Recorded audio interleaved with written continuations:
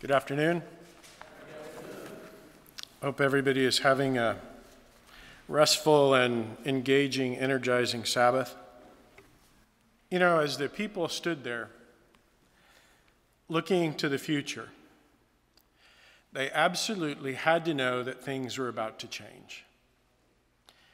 Their feelings as they stood there were probably a mix of anticipation, hope, maybe a little anxiety, probably mixed with a little uncertainty for good measure. For most of their known lives, they had been led by one of two men whom God had used powerfully to guide and direct them. Yes, those men had their imperfections, they had their faults, but when we examine the fruits of their lives, they were clearly individuals that were connected to and led by God. And in turn, these people had relied on that example. They had relied on the example of the men, they'd relied on their directions, and they'd relied on their action to guide them to where they were now. And they were on the verge of achieving the hope and the promise that they had heard about, that they had dreamed about since they were children. Probably many of the people that were standing there the day were looking out and could remember the time when they would sit around the campfire and hear their parents tell the stories about the great salvation that their God was going to bring them, about the promised land, about his great miracles, and about the power that he exhibited to free them. I'm sure they remembered those times. And as it came time to inherit the land, which had already started, when they marched into the land, they went from victory to victory. The Eternal went before them, and they emerged victorious on a regular basis. But now things were different. Things were changed. As they prepared to move forward and finished what had been started, there was no Moses, there was no Joshua. They were both dead now. Things were indeed different, and they knew it. But God had prepared his people for this time, the time that they were experiencing. While the Eternal used Moses and Joshua to lead the people to the land that he had promised to their forefathers, that he had promised to Abraham, he wanted this change that was about to occur. He wanted to have a relationship directly with his people. He wanted his people to look and connect directly to him. He desired this relationship with them. He wanted to be their leader. He wanted to be their ruler. He wanted to be their king, their God. And their cohesion, their unity as a people were defined by their connection to him. It flowed from the relationship that they were to have with him. So as he looked down on his people and as he led them, to help support this desire that he had to have this relationship with his people, he put in support structures.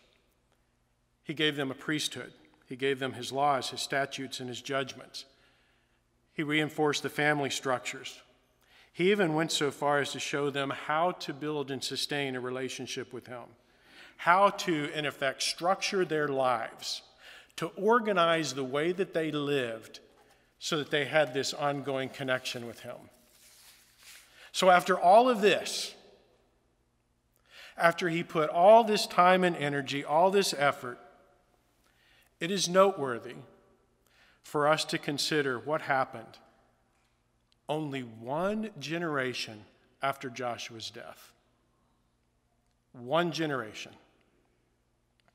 If you could turn over with me to Judges chapter 2. Judges chapter 2, and we'll begin reading in verse 7. We get a view of exactly where the people were at this time.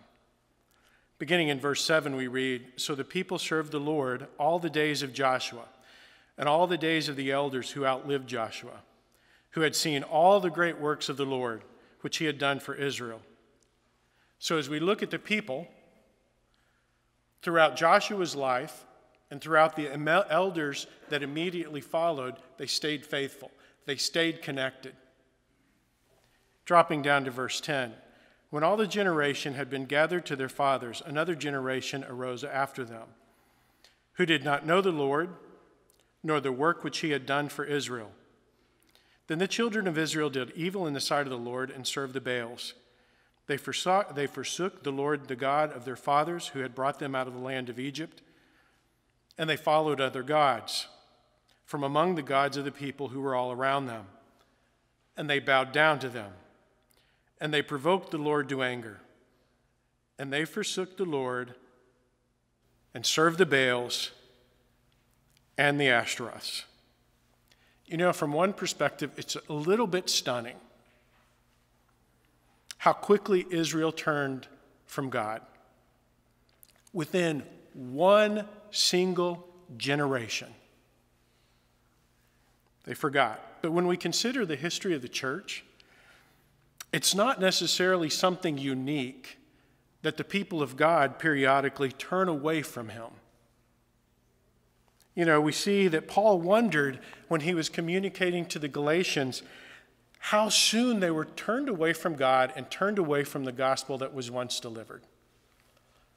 You know, Jude writes also to the brethren, encouraging them to return to the faith that was once delivered.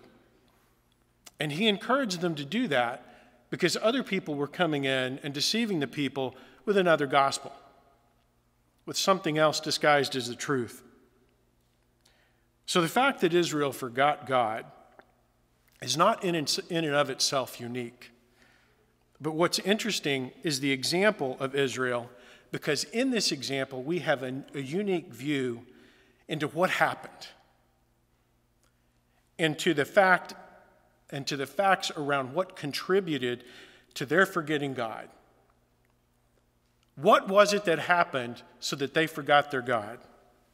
And it's their example, which is just that, for us, but it's also a warning. It's a warning for the people of God. So what happened? Why did this happen? What went wrong? You know, why did they turn away? The answer that we find, at least in part, is embedded in verses 11 through 13, which we read. You know, one of the things that God consistently encouraged people to do, and as we'll see here in just a minute, he even took the time to model, was that his people needed to build. They needed to construct their lives around him.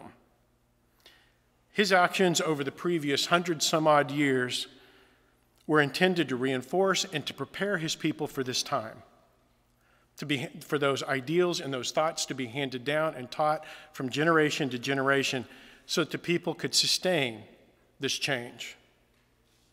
You know, he had miraculously intervened in their lives. He had done things that hadn't even been considered in the scope of man's thought process. I mean, when do you have a God come down on the top of a mountain, burn the top off, and shake it like a rag when he comes down to meet his people? Doesn't. Except for him. He did. And he did all of this because he wanted his people to focus on him and construct their lives around him. Because when we build and construct our lives around God, it helps focus our attention on him. And when we do that, we remember.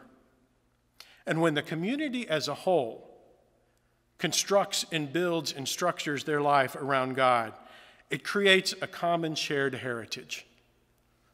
And when that common and shared heritage is handed down from generation to generation, the community remembers. And as God was working with Israel, he obviously understood that forgetting him wasn't as possible. And that's why he warned Israel over and over to build a life around him and not forget. So throughout their wandering in the desert and coming into the promised land, he outlined to his people through various means and various ways how they were to build their lives around him. Gave them very specific examples on how to do it. And so for the rest of the time that we have this afternoon, the next 2 to 3 hours, Let's dig into the example that Israel has left for us. And let's consider just a couple of things that we can take into our own life to help us understand how to build our lives around God, and at the same time, specifically figure out what can we do when we leave here today? What is it that we can do? So let's begin in Deuteronomy chapter 6. If you could turn with me to Deuteronomy chapter 6.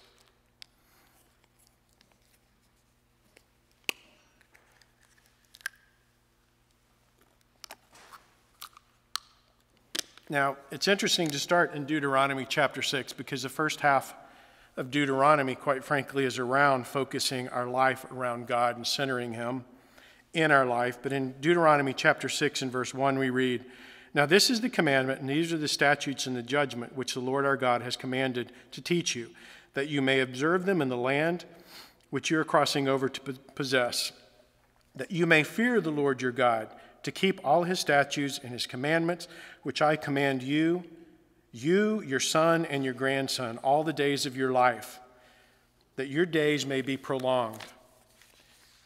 You know, there's a clear expectation that God's way of life be taught and passed down from generation to generation so that we don't forget. But it's more than just that. You know, each generation has the responsibility to act as a link, to act as a connecting point, to facilitate that connection with God and help the whole community remember. It's not just about the individual. It's also about the community. Dropping down to verse 6.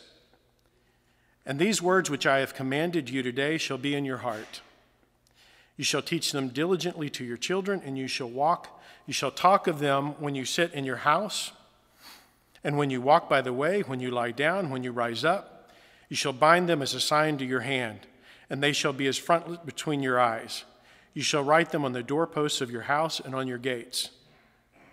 You know, building a life around God, when we structure our life around Him, it requires that we put Him at the absolute center of everything that we do. We need to think on, we need to study, we need to meditate on His words, so that His words, His instruction, His direction, and His purpose is constantly in our mind. It's on the top of our thoughts.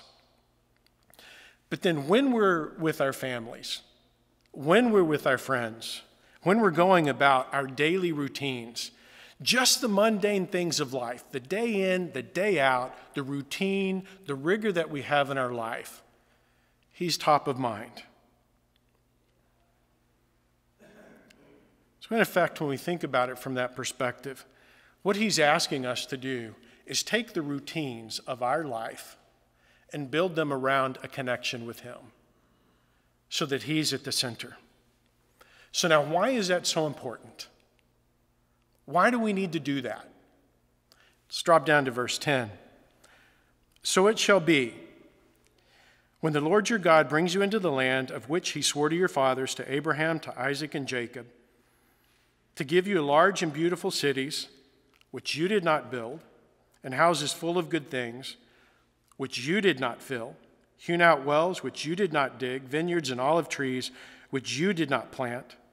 And when you have eaten, and when you were full," so when all of these blessings and all of these things finally come to you, and you establish routines in your life, "then beware, lest you forget the Lord who brought you out of the land of Egypt, from the house of bondage." You know, the part of the problem is when we as human beings, when we settle into the routines in our life, we tend to get stuck. We tend to get stuck in a rut. And if if the routines in our life are not built around God, and our focus and our attention is taken up with all these other things around us, the demands and the routines and the grind of life, and if He's not at the center, the more that we engage in those types of routines, the further away from Him that we get.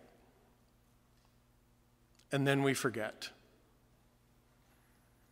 But probably the most insidious thing about this process and about these kinds of routines, when they're established in our life, is that they're not really intentional. We don't start out our day by saying, you know something, God, I've got 4 areas in my life. I'm going to make you the top in 3, but this one, you have to be number 3 today. We don't work on moving God out of our life. It's not necessarily intentional. It's not something that we plan. It just happens. We get caught up in the grind and the process of life if we're not intentional. And then we forget. And this is something that God warned Israel about. And through their example, it's a warning to us. So how do we think about building our lives around God then? How do we think about that? How do we engage our mind to think about how we build our lives around Him? I'd like to look at 2 examples specifically and dig into Israel in this situation to give us some food for thought for when we leave. And the first might be a little bit odd, but I think it's very appropriate. And that's to consider how the camp of Israel was structured. How the camp of Israel was structured.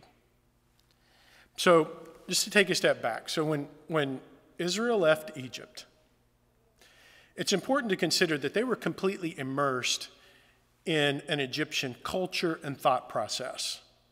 Everything they saw around them, the gods, the priests, the power, the armies, the wealth, the cities, the temples, it was all Egyptian.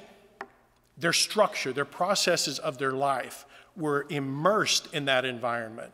And you add to the fact that they were a slave people. They didn't have the ability just to go off and worship God.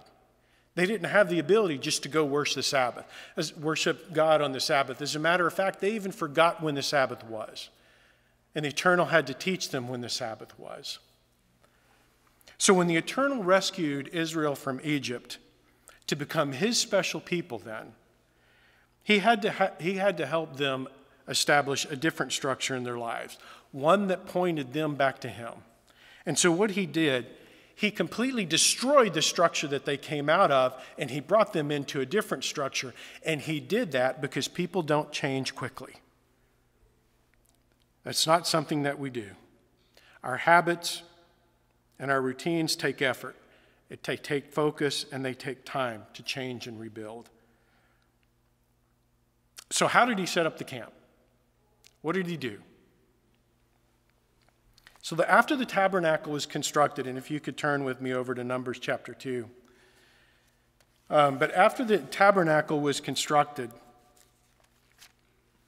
He put the tabernacle in the very center of the camp, in the very middle.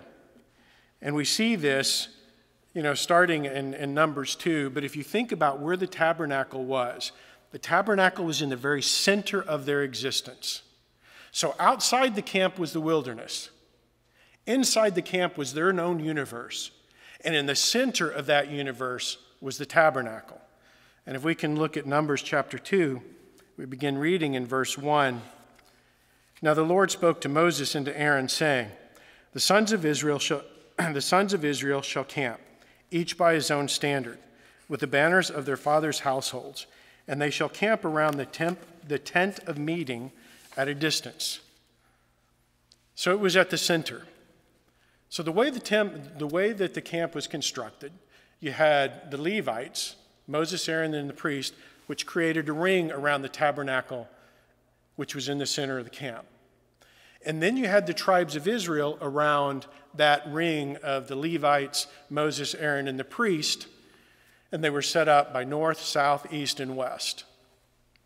And you add to that the fact that we read in Exodus chapter 40 and verse 38. You don't need to turn there, but we add to that the fact that we're told that the cloud of the Lord was on the tabernacle by day, and fire was in it by night, a song that we just read, or a song that we just sang.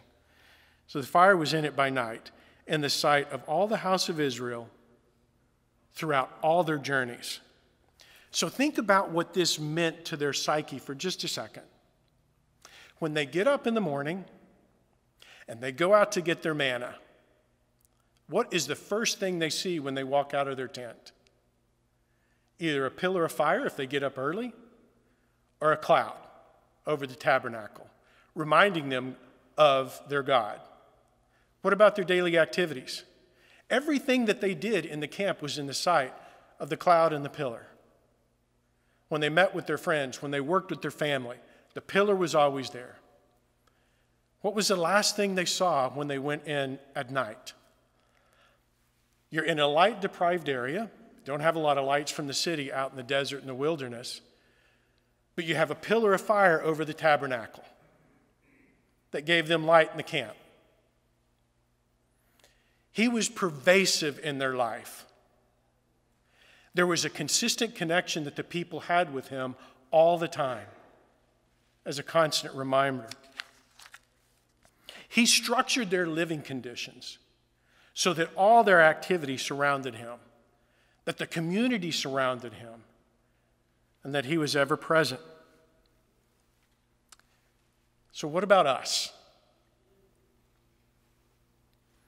You know, we know our future and we know our purpose. We know that our purpose is ultimately to become children of God.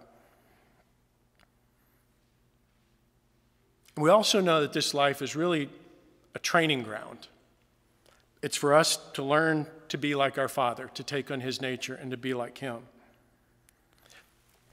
So if we learn from this life, and we learn from that connection when we remember, and it's his laws and his purpose that we're supposed to be taking on, how does our life compare to the camp? What does that reference look like? You know, if we think about our life kind of like the camp of Israel for just a minute, think about it on a spectrum, one side to the other.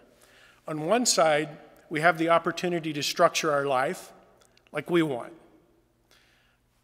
I'll do this over here, I'll make this choice, I'm going to put this priority, I'm going to do this. And then somewhere down the road, maybe when we get into trouble, we go, hey, God, I'm working on something here and it's not working out. Come and be a part, but I need you just in this part of the camp. You can't really be at the center, but I got a place over here for you. I don't know if that's ever happened to anyone here. I know I've done that. It doesn't tend to work as well. But on the other end of the spectrum, we have a different approach, where we put him at the center. And we organize our life, our thoughts, our actions, the choices and the decision we make around his preference, around his purpose. From the types of careers that we're going to have, the way that we're going to engage with people, when we're willing to forgive, when we extend mercy, all based around him. Two ends of the spectrum. You know, it's interesting to consider our life in that perspective and where we end up. And how do we structure and build our life around him? Food for thought. Another area that I'd like to consider is an area that God constantly reminded and specifically, repeatedly encouraged Israel to build into their lives. And that's the Sabbath day. You know, in Exodus 20, if you wouldn't mind turning over there, but in Exodus 20, we're instructed to remember the Sabbath day to keep it holy. You know, the way God stated, the way he framed the fourth commandment is interesting in the context of what we've been discussing here this afternoon. We know that the way we structure, the way that we build our life, if we build it appropriately, will help us remember. So implied in the fourth commandment then, especially if we take it in context of the discussion this afternoon, is a direction to structure the way that we approach to prepare and the way that we're going to keep the Sabbath. You know, when we build the structure in our lives to help us to prepare for and to keep the Sabbath appropriately, it not only helps us remember the Sabbath, but it helps us remember our God. It helps us maintain that connection. So in Exodus chapter 20, beginning in verse 8. I'd like to read this section, and then we can draw a few points to consider in our own life. It says in verse 8, "Remember the Sabbath day to keep it holy. 6 days you shall do labor. 6 days you shall labor and do all your work. But the seventh day is the Sabbath of the Lord your God. In it you shall do no work, you, nor your son, nor your daughter, nor your male servant, nor your female servant, nor your cattle, nor the stranger that's within your gates. For in 6 days the Lord made the heavens and the earth and the sea and all that's in them, and rested the seventh day. Therefore the Lord blessed the Sabbath day and hallowed it." So if we think about the context of our discussion this afternoon and structuring our lives so we remember, a couple of points to consider here. The first is we're supposed to work 6 days a week. You know, embedded in this commandment is an expectation that we're going to have a life of accomplishment, and that we're going to have a life of work, and that we're going to perform that in 6 days of the week. Do we build that into our lives? The other thing to consider is that the Sabbath is different. It's separated and it's holy. What we do on the Sabbath day is different from all the other weeks. The Sabbath day is not just a do-over from Thursday or from Wednesday or Monday or Friday. It's different, and we should treat it differently. Now, it's not my purpose here this afternoon to go into the detail about how we keep the Sabbath. But suffice it to say that the Sabbath is a unique time that is holy to God and that is made holy, and is a special time for us to have an intimate, direct, deep connection to Him that we cannot have any other day of the week in the same way. If we also consider Mark chapter 15 and verse 42 and John 19 and 31, again, no need to turn there, but we also see that the day right before the Sabbath is a preparation day, a day that was specifically intended for us to take some time and do all those things that are finally backing up on us that we need to do so we're actually prepared to keep the Sabbath. So when we're thinking about the routines in our own life and how we structure and build our life, do we think about the Sabbath from this perspective? It's not a day like any other day. So when we start planning and living our life and we're working through the week, do we engage in work and gainful accomplishment as we're preparing for the Sabbath? Do we take that day before the Sabbath, the preparation day, to go ahead and move everything else out of our life so that we're prepared? Then when we get to the Sabbath, we're ready to have that intimate contact with Him. Is that how we structure our week? You know, it shouldn't be lost on us that this is one of the things that God specifically pointed out to Israel over and over and over. They didn't do it, and they forgot. You know, in many ways, our life, the place that we're in today, is reflective to where Israel was right as Joshua died. So much in our life has been accomplished, but there is so much left to do. God wants an intimate connection with each and every one of us. He wants our lives built around Him. And He wants that connection. He desires it with each and every one of us. Let's build our lives. Let's build the community around Him. And remember,